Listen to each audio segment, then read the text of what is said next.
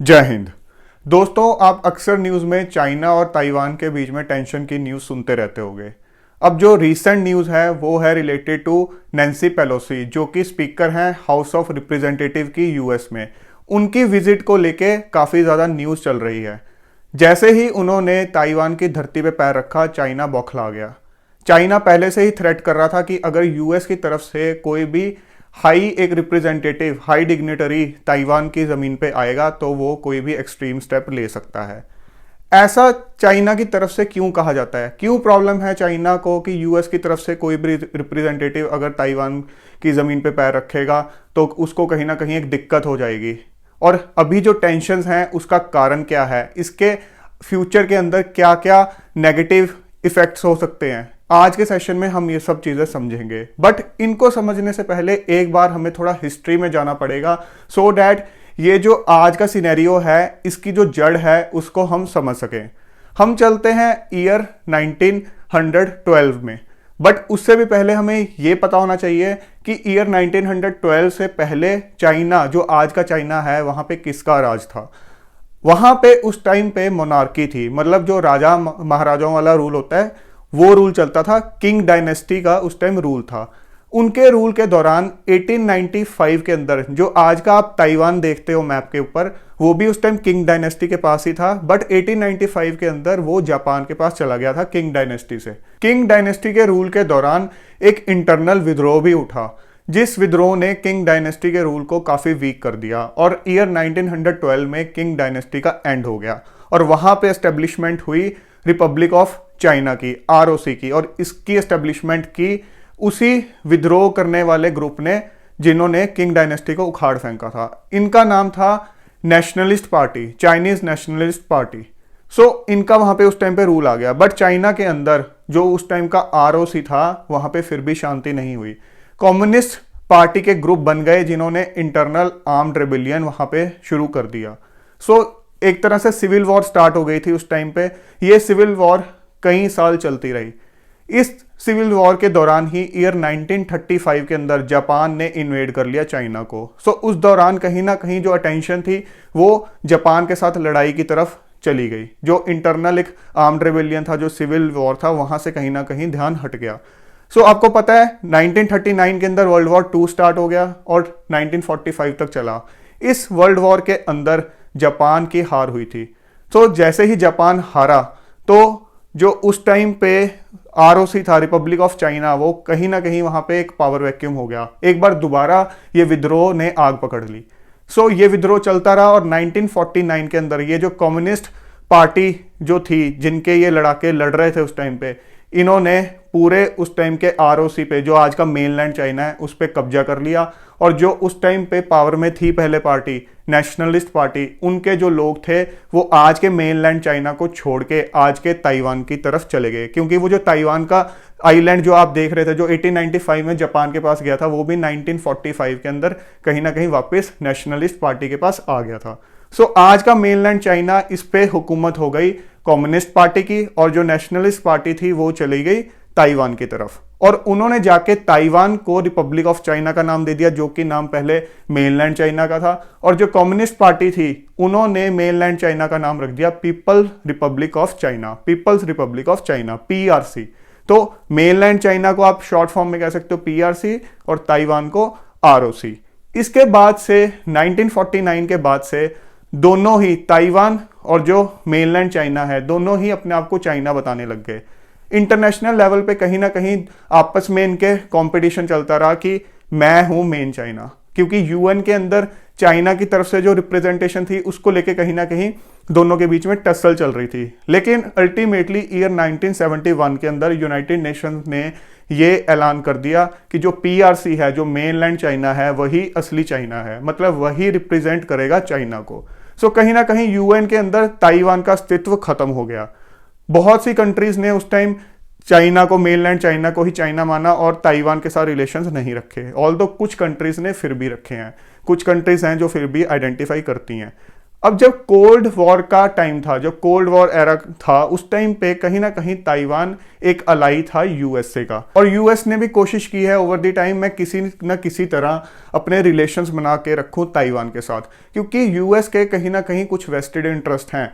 क्योंकि अगर आप मैप पे ध्यान से देखोगे तो चाइना और ताइवान के बीच में आप स्ट्रेट ऑफ ताइवान को देखते हो, बट ये जो एरिया है ये साउथ चाइना सी का पार्ट है, जो कि आप कई बार न्यूज़ में देखते हो एक बहुत ही टेंशन का गढ़ है। कहीं ना कहीं चाइना यहाँ पे अपनी सुप्रीमेसी दिखाता है, तो एडजॉइनिंग कंट्रीज को बड़ी दिक्कत रहती है इससे। सो यूएस को इस चीज़ का एक ध्यान रखना होता है हमेशा कि चाइना यहाँ पे कहीं अपनी सुप्रीमेसी हमेशा के लिए एस्टेब्लिश ना कर ले। सो यूएस को कहीं ना कहीं उस साउथ चाइना सी एरिया में एक अपना बेस भी चाहिए, एक कहीं ना कहीं एक मुखौटा भी चाहिए, जिसके थ्रू वो चाइना की बढ़ती सुप्रीमेसी को कंट्रोल कर सके। जैसा कि आपने देखा है रशिया यूक्रेन वॉर के अंदर यूएस जो है यूक्रेन को काफी बैक कर रहा है पीछे से, तो एक तरह से यूक्रेन को एक मुखौटा बना के वो रशिया के साथ लड़ रहा है। इसी तरह से इस एरिया में भी आप ये इमेजिन कर सकते हो कि ताइवान भी यूएस का एक मुखौटा हो सकता है। इसके अलावा ताइवान यूएस की डिफेंस इक्विपमेंट्स की एक बहुत बड़ी मार्केट है। ताइवान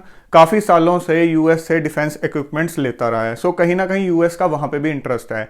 एक इंपॉर्टेंट फैक्ट ये भी है कि ताइवान की जो एक कंपनी है, Taiwan semiconductors manufacturing company limited, वो वर्ल्ड की सेमीकंडक्टर्स में सबसे बड़ी मैन्युफैक्चरिंग कंपनी है, जिसके ऊपर चाइना और यूएस बहुत हद तक डिपेंडेंट है। आजकल आपने न्यूज़ में सुना होगा कि चिप शॉर्टेज बहुत हो रखी है, और ताइवान की एक कंपनी वर्ल्ड में सबसे ज़्यादा चिप मैन्युफैक्चर करती है। सो चाइना और यूएस दोनों ही इस पर डिपेंडेंट है। सो कहीं ना कहीं ये डिपेंडेंसी भी एक ऐसी चीज़ है जिसकी वजह से चाइना थोड़ा अवॉइड करता है ताइवान पे डायरेक्टली अटैक करना, और उसके अलावा यूएस भी एक कह सकते हैं उसका भी एक वेस्टेड इंटरेस्ट है ताइवान को लेके।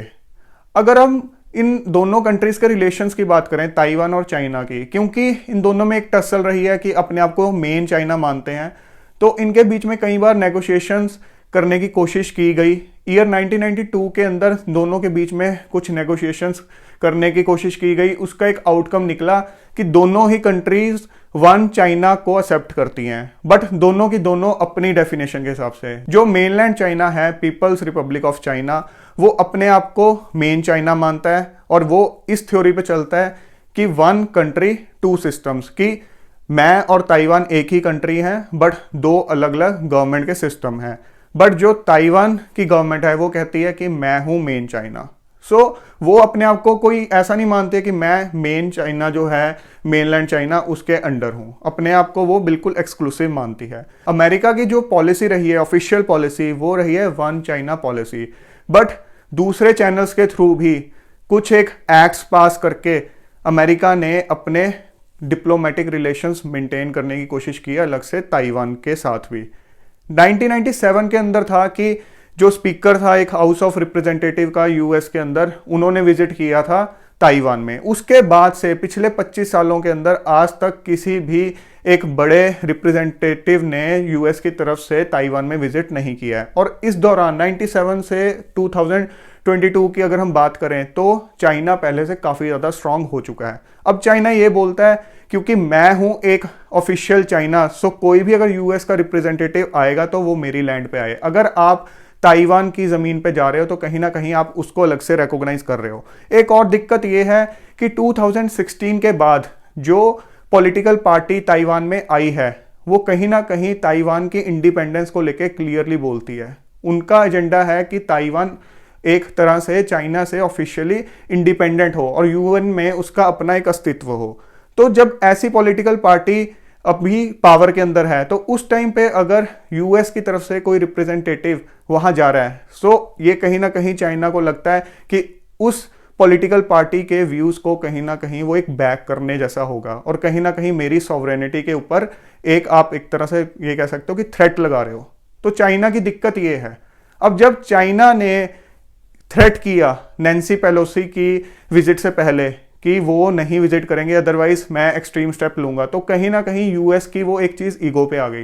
तो जब इस तरह का एक सिनेरियो होगा, जब वर्ल्ड में दो सुपर पावर्स आमने सामने होंगी, तो डेफिनेटली अगर यूएस स्टेप बैक करता इस थ्रेट के बाद तो कहीं ना कहीं एक तरह से साइकोलॉजिकली ये लगता कि यूएस ने हार मान ली है। सो दैट्स वाई इस सारे थ्रेट को एक तरह से अवॉइड करके, एक तरह से इग्नोर करके नैन्सी पेलोसी ने ताइवान की जमीन पे पैर रखा फाइनली। और इसके बाद डेफिनेटली अब चाइना रिएक्ट कर रहा है अलग अलग वे से। अब इसके आफ्टर इफेक्ट्स क्या हो सकते हैं?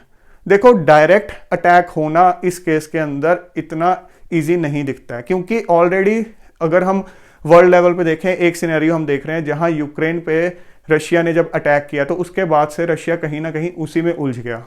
तो एक तरह से उसमें डिप्लोमेटिकली यूएस की जीत है, रशिया को उसने वहीं पे उलझा लिया। तो अगर चाइना यहां अटैक करता है तो कहीं ना कहीं हो सकता है वो ताइवान के अंदर चाइना भी कहीं फंस के रह जाए। सो चाइना हो सकता है रशिया वाली गलती यहां ना दोहराए।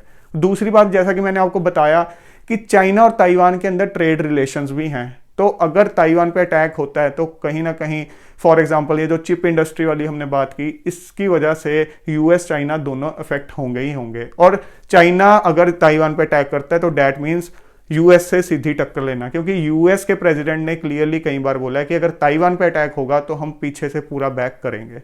सो इतनी बड़ी गलती करने से पहले चाइना कई बार सोचेगा। सो ये जो अभी जो आप लड़ाई देख रहे हो, ये कहीं ना कहीं ईगो की लड़ाई है। और जो एक हिस्ट्री अभी हमने समझी चाइना और ताइवान के रिलेशंस के बीच में, उसकी वजह से ये लड़ाई चलती आ रही है। सो ताइवान अपना चाहता है एक अपनी आइडेंटिटी, ऑफिशियल आइडेंटिटी बनाना इंटरनेशनल लेवल पे, और चाइना चाहता है कि मैं किसी तरह ताइवान को अपने अंदर मिला लूं, अगर पीसफुल प्रोसेस से नहीं तो मिलिट्री वाले प्रोसेस से। सो फ्रेंड्स, आई होप अब आपको ये जो सिनेरियो प्रेजेंटली आप देख रहे हो ये बिल्कुल क्लियर हो गया है। अब आपको इसके रिगार्डिंग कोई भी न्यूज इन फ्यूचर आएगी तो क्रिस्टल क्लियर समझ आएगी। आगे ये इंटरेस्टिंग होगा देखना कि ये चीजें कैसे इवॉल्व होती हैं। सो जल्द मिलेंगे एक और नए और इंपॉर्टेंट सेशन के साथ। Till then keep grinding yourself and stay fit and healthy. जय हिंद।